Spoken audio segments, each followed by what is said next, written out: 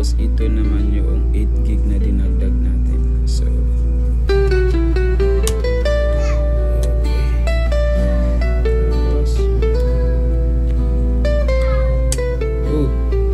ito yung ipapalit natin.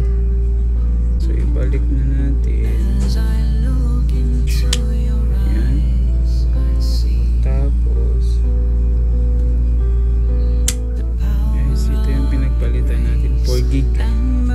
Bali ano na siya ngayon, 16 gig plus 8 gig equals 24 gig. Ayan, 16 gig. Tapos ito yung dot to natin.